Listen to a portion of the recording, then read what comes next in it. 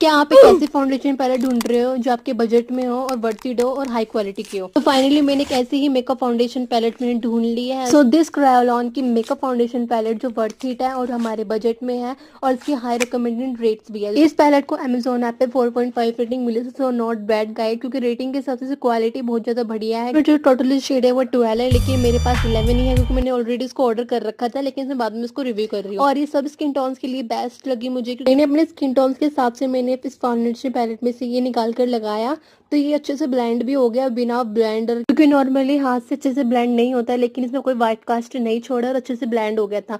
फिर मैंने इसको अपने फेस पे भी अप्लाई करके देखा तो मुझे ये काफी ज्यादा बढ़िया लगा। तो I am also suggest to you also to buy it on Amazon app. So bye bye.